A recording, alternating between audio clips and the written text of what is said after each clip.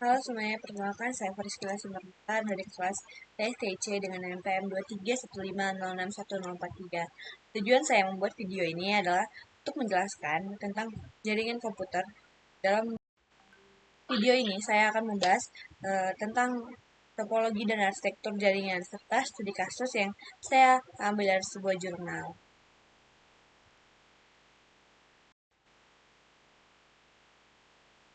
Nah, sebelumnya kita harus tahu apa itu sebuah jaringan, di mana berdasarkan sumber yang saya baca, jaringan komputer adalah dua atau lebih komputer saling terhubung.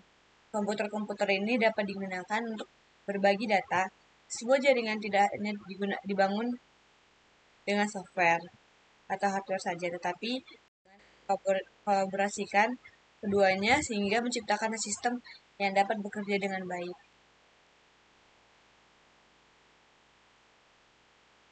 Nah, selanjutnya arsitektur jaringan komputer. Nah, arsitektur jaringan komputer dibedakan menjadi dua, yaitu arsitektur fisik dan arsitektur logik. Yang dimana arsitektur fisik ini berkaitan dengan susunan fisik pada jaringan komputer atau yang biasa disebut topologi jaringan. Nah, topologi jaringan adalah bentuk koneksi fisik untuk menghubungkan setiap node atau komputer. Jenis-jenis topologi jaringan antara lain topologi ring, topologi star, topologi bus, dan topologi linear.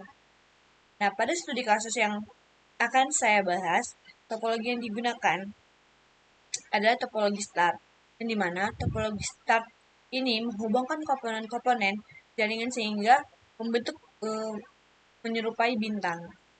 Setiap komputer dihubungkan dengan titik pusat jaringan menggunakan kabel masing-masing. Contohnya ada satu pusat jaringan dan 3 komputer. Nah, setiap komputer menarik kabelnya sendiri ke pusat jaringan tersebut. Nah, kelebihan dari topologi ini adalah mudahnya dalam mengidentifikasi masalah, namun kekurangannya adalah biaya yang cukup besar karena memerlukan banyak kabel, terutama jika jarak antara perangkat jauh. Selain itu, data yang dikirim dari satu komputer ke komputer lain itu harus melalui pusat jaringan terlebih dahulu, tidak bisa dilakukan secara langsung. Nah, yang kedua adalah arsitektur logik. Berbeda dengan arsitektur fisik, arsitektur logik ini berkaitan dengan logika yang digunakan untuk menghubungkan masing-masing komputer. Pada studi kasus yang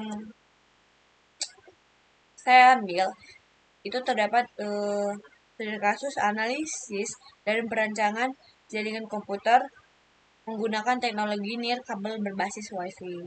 Nah, studi kasus ini diambil dari Jurnal Teknik Informatika STMK Antarbangsa volume 2 nomor 1 yang diterbitkan pada Februari 2016.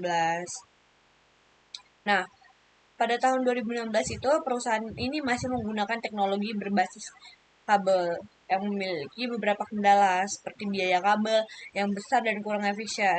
Oleh karena itu, diusulkan untuk beralih ke teknologi nirkabel berbasis WiFi. Nah, di sini kita bisa melihat perbandingan di mana di sini terdapat jaringan kabel. Nah, kelebihan dari jaringan kabel ini di mana keamanan dan kecepatannya itu lebih terjamin. Namun, terdapat kekurangan yang dimana kurang fleksibel karena perangkat harus terhubung secara fisik dengan kabel. Nah, sedangkan dibandingkan dengan arsitektur yang kedua yang dimana ini merupakan jaringan nirkabel. Nah, jaringan nirkabel ini memiliki kelebihan yang dimana lebih fleksibel, memungkinkan perangkat berpindah tanpa perlu menarik kabel. Sedangkan kekurangannya keamanan mungkin tidak sekuat pada jaringan kabel.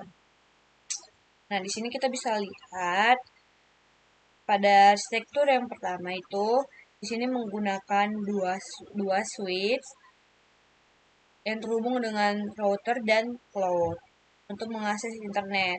Switch yang pertama itu terhubung ke 4 perangkat, yaitu 2 PC dan 2 laptop. Sedangkan switch yang kedua itu terhubung ke 6 PC dan 1 laptop. Semua perangkat terhubung menggunakan kabel yang membuatnya kurang efisien. Sedangkan kita bandingkan dengan jaringan yang beralih ke nirkabel, yang dimana dengan menambahkan access point, switch akan terhubung ke access point ini dan perangkat